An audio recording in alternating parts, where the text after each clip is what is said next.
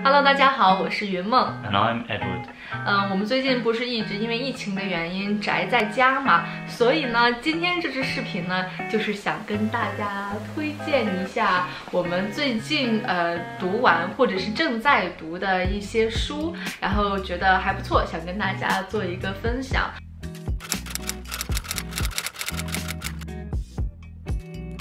First book we're going to talk about is Life 3.0 by Max Tegmark。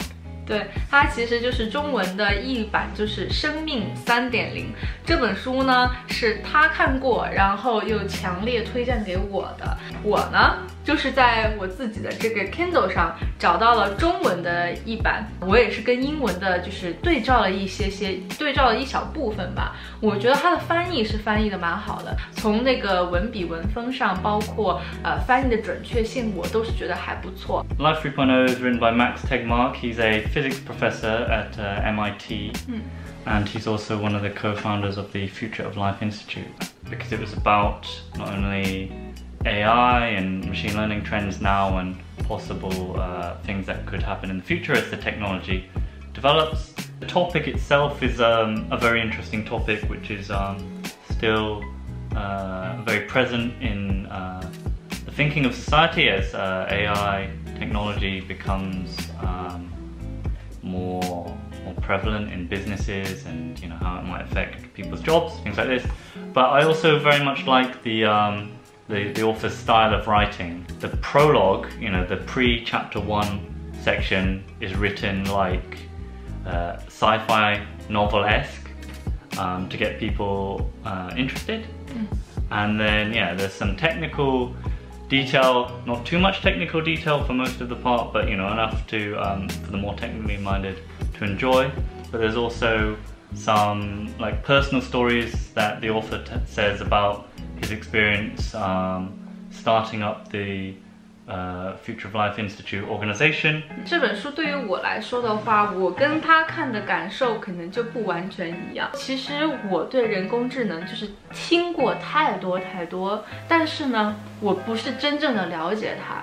就是我对它的了解是完全没有什么深度的。我觉得这本书我读下来以后，它会让我更加了解到，我们每个人都在说的这些人工智能到底是什么呢？而且就是说，它对我们人类未来的发展会有带来哪些的可能性吧。而且我觉得这个作者他其实是本身就是一个就是科学家这样子的嘛，然后他其实也会带来很多不同学者、不同流派对于人工智能的一些观点。对我来讲特别感兴趣的就是人工智能的一些，比如说伦理道德啊，然后法律相关的一些知识点。这些的话，我觉得它是引发了我蛮多思考的。在读这本书之前，其实我对它不仅是没有什么太深的认识，再有一个我可能不会去思考太多这方面的问题。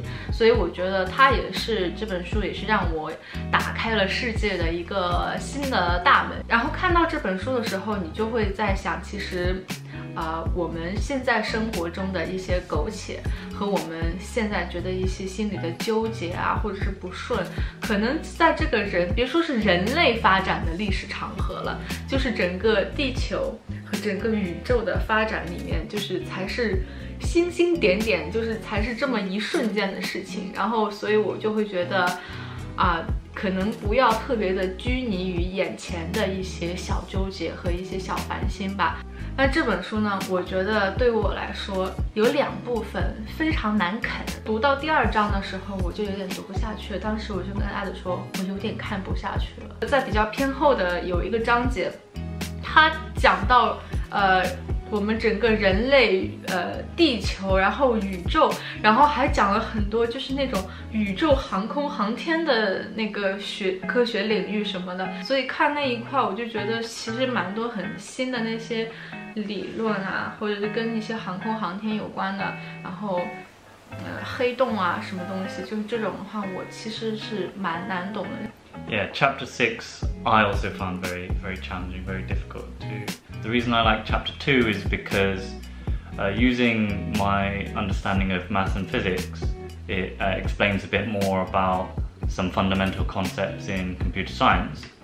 Yeah, whereas for chapter 6, it uses some sort of very abstract concepts to do with sort of astrophysics and engineering, which I'm not very familiar with, so it's hard to sort of understand and imagine how it would be. 所以我就觉得那一章真的还蛮难的，但是整体的话，我还是非常非常推荐大家这本书的。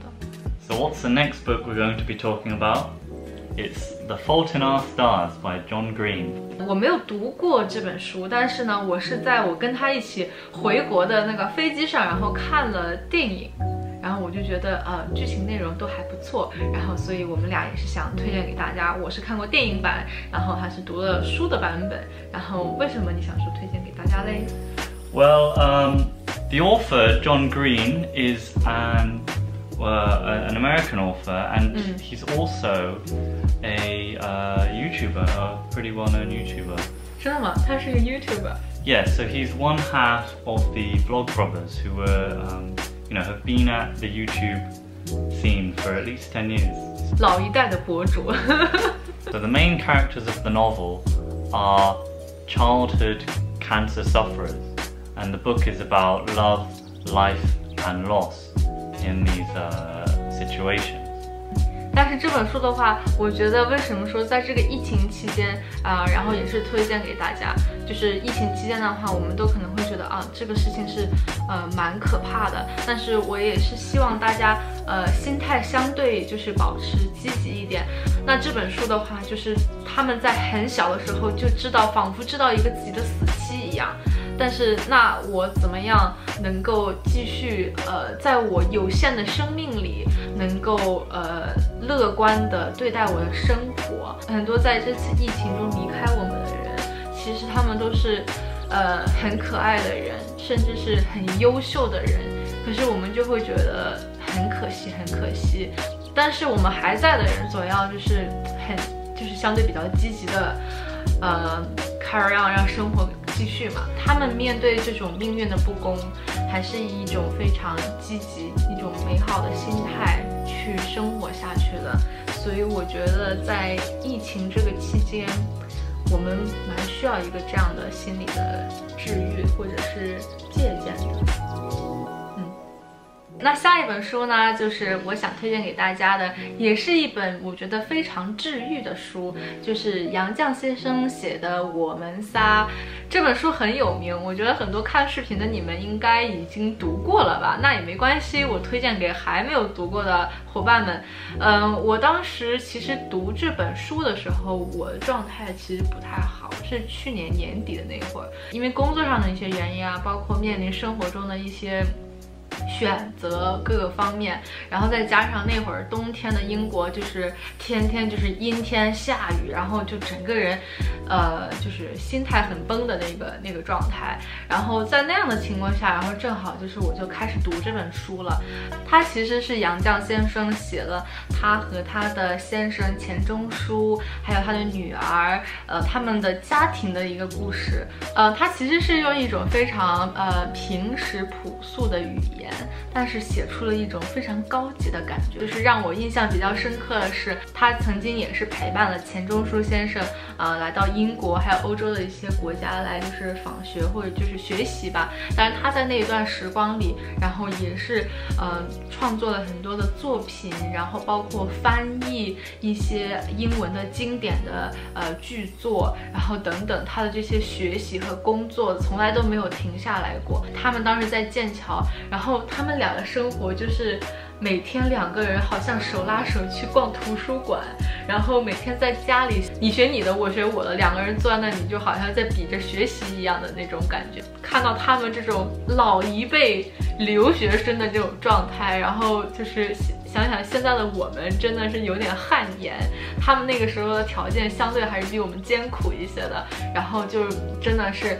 把这种最好的学习资源，然后最大化的就是利用起来。他也是在书中就是讲述了他是先后送走了他的先生，然后也是送走了他的女儿，算是白发人送黑发人的那种感觉。